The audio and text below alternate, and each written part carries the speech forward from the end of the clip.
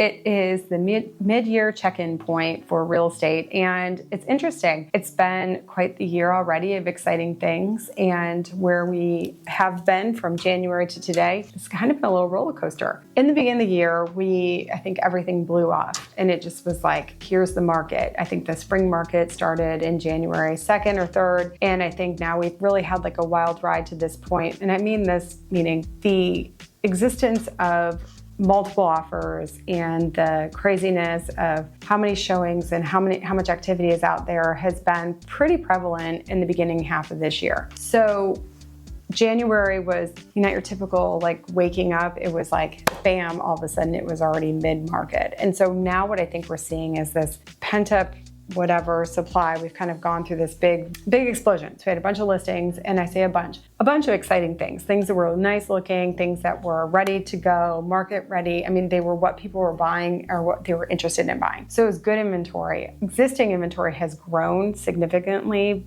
over the past couple of months because we did have this, like I said, major kind of push, and then it sort of leveled off a little bit. And I just am saying right now that there's inventory growing. We're at like just under 3 months worth of inventory, and that's 3 months supply. So that's kind of what's going. So if we have 100 homes coming on the market every month, then we've got 50 or so that are coming off every month, and then it's kind of growing and then ebbing and flowing. So if nothing else were to come back on the market, it would take under 3 months for our existing inventory to be depleted at the rate of sales today. So that's sort of how you break down what 3 month supply means versus like 6 month or 1 month. So we have growing inventory. So I think in the beginning of the year, we had like a month and a half, and it grew to 2. Now we're right around 3. I see that some of the slowness that maybe we're feeling right now, and I say that because it hasn't been slow and all of a sudden it feels very slow, is very seasonal. I mean, it is June, people are on vacations, people ended school, it's Memorial Day. You've got now until August, essentially, for people to get their family vacations in, to get trips in, whatever, before the kids go back to school. And it feels very condensed, but I feel like we're just really in the middle of that right now. Interest rates, interesting, like the Fed met, inflation seems to kind of be the CPI numbers, and everything seemed to be in line. The Fed met and said they're not going to increase rates, which is great, but they're also not going to drop them anytime soon. And the markets play that out a little bit. So they were, from an interest rate standpoint, it was sort of in the 6%, high 6s, 7s, and then it went into,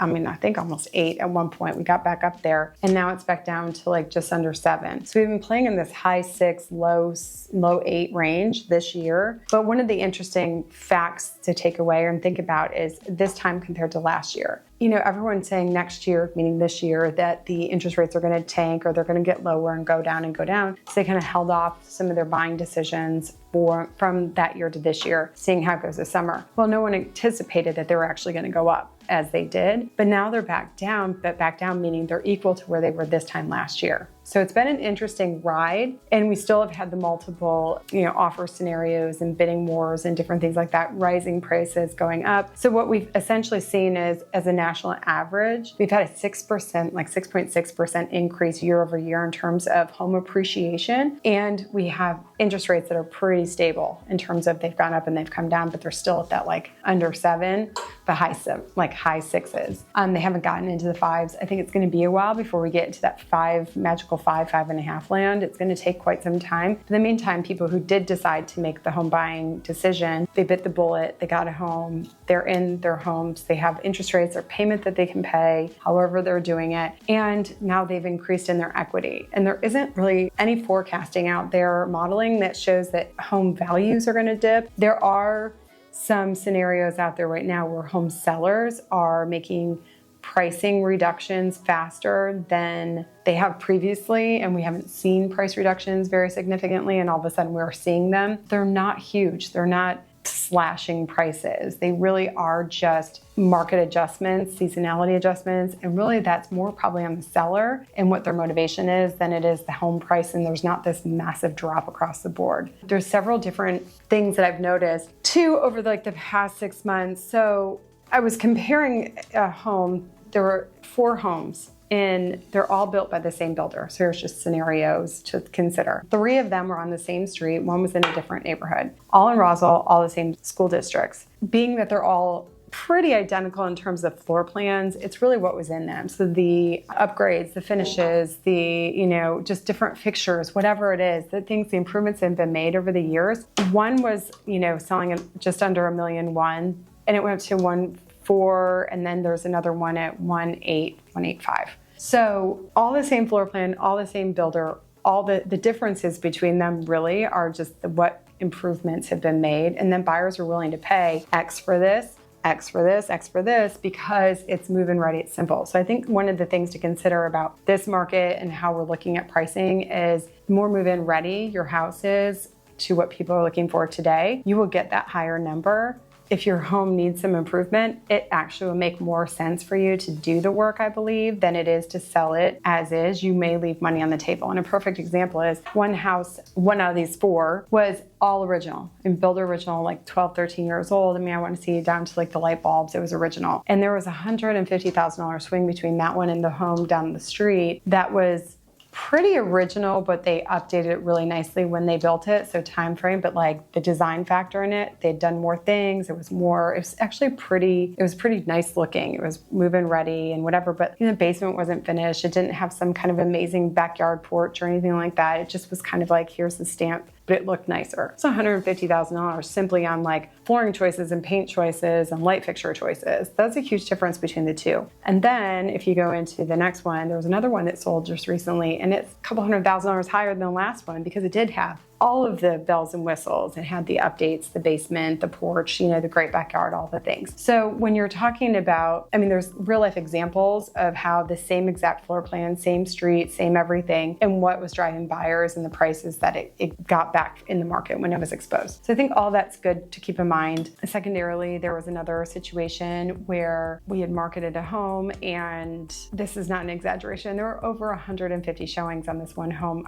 in a weekend. So it was insane, needless to say, and that got about 12 offers. And then at the end of the day, the seller knew that there was like something in the house wasn't perfect, like the deck needed some work. But they kind of felt like, well, they would make adjustments, they'd give some concessions or whatever. And that ended up not working out in that favor. So we ended up having to take it off the market, and we had to fix some of the things that were wrong in terms of the deck and whatever, and make it how it needed to be probably from the beginning. Because of that, we went back on the market and we ended up having another 45, 50 showings. So we're talking almost 200 different showings for this house in these two different periods of time.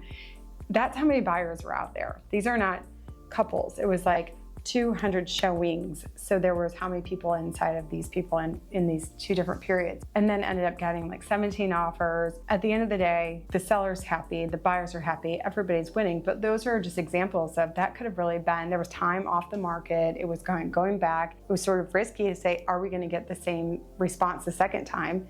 So we really needed to make sure. I think if you're considering selling, you need to be talking about what are some of those things. What are some of the deal breakers? What are the things that like, hey, this really needs to be upgraded. And I don't really want to make this my problem, but I also, because somebody else may want to do something different. And I hear that all the time. What if somebody else wants to do something different? It doesn't have to necessarily be the most beautiful, but it has to be safe, secure, and sound. And it really does make a difference. If it's also pretty, you're going to get more money back.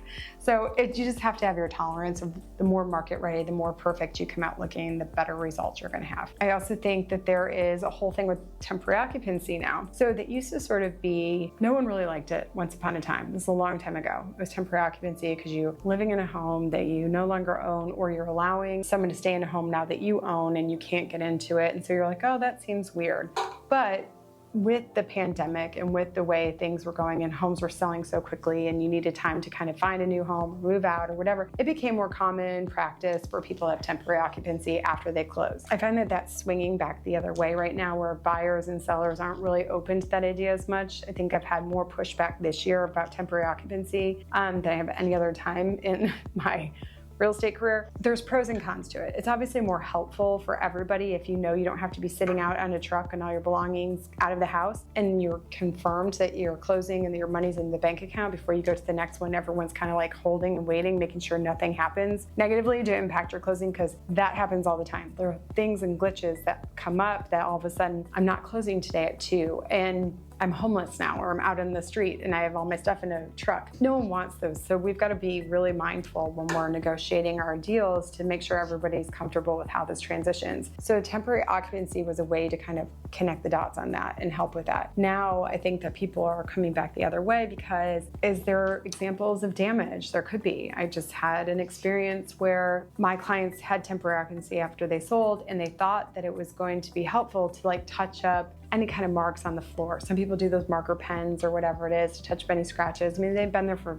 10 years, so like just help out. What they did do when they did it is there was different shines and sheens, and all of a sudden it's like if you patch something on a wall and you try matching up the paint 5 years later, all you can see is the spot that you just painted now. So it looks bad. Well, that caused the buyers, the new owners, to kind of not be happy about it. And we had to go find a solution. And with them being kind of out of state still and my clients being out of the country, there was a lot of like, what are we going to do here? So your quick and fast response is go to a person and say, hey, what's the solution? Well, their agent suggested that they get every single inch of flooring refinished when there was literally like a room that was really bad. I say really bad. It stood out the most. So, and then just being like, in my mind, I feel like there was another solution. So having people in your pocket, having people that you work with, that you trust, I mean, that do things for you, that you've experienced created relationships over the years. I called one of my contacts and had them come out, and instead of a $22,000 quote, which is what we were looking at, we ended up being able to fix the problem, solve the problem for everybody for $600. Now that's something that's a huge difference, and it's not the easy button. It's like doing the extra, making sure the leg, your leg work's done, and you've done all the things to make sure everybody. But don't sell. Don't improve the house. Don't do those things.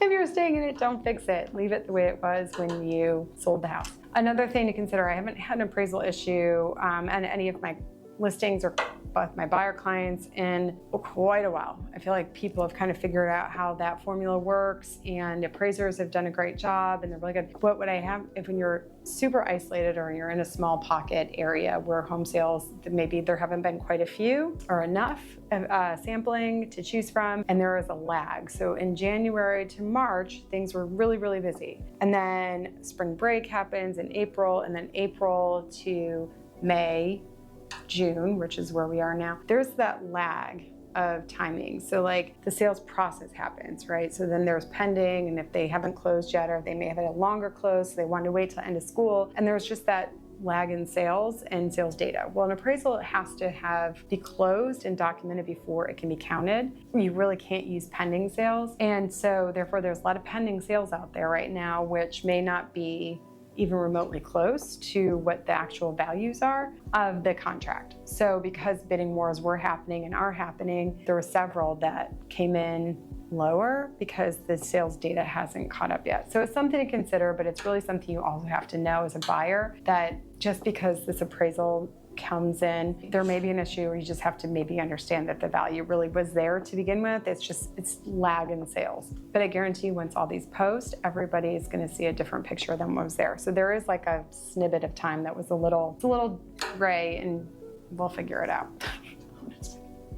The appraisals can be a problem. I know we have an election coming up, so I know that could make some adjustments with the market and how people, I just want to caution that right now we definitely are feeling, I would say, a slowdown. I think the slowdown, like I said prior, is just simply a factor of summer season and selling. We had a big spring market. The big spring market was January to May. Every year we talk about spring's not always just spring. We call it our spring market, but it's really when most of the sales, it's the big flurry of activity. People were really excited at the beginning of the year, the pent-up activity. They just wanted to get it done. They thought rates were going to come down. They were excited about getting into a home and they'll refi later. All that's still true, but I think that big burst has happened. That does not mean that we will not have another big burst. I think if interest rates come down, I think we'll see more activity. Like I said, I know inventory has increased, but I also feel like the lag in sales and the pendings that are going super fast, I really truly believe that's just about people are taking a pause, living their lives, doing their things before we have to get back in school. Then, we're going to start this election. I don't know that this election is going to have this major output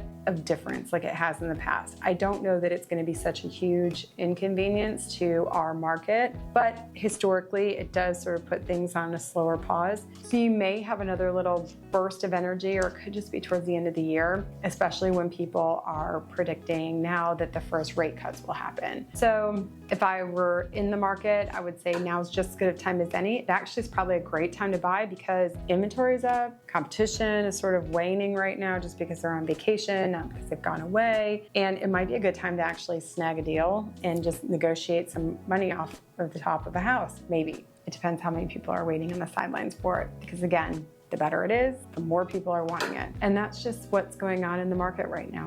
I'm Kirsten Ricci, and I'm an agent at Berkshire Hathaway Home Services Georgia Property. I've been doing real estate, residential real estate for 15 years. I service the local Metro Atlanta, North Fulton, North area region. So anywhere in the northern arc of Atlanta, down Midtown up. Feel free to reach out about anything. I'm happy to help in terms of just give you an evaluation. If you want to kind of just understand where you sit in terms of equity, what some options are, if you have resources, or if you need resources, referrals for home improvement projects, or anything related to the home selling and listing and selling and buying process, just give me a call.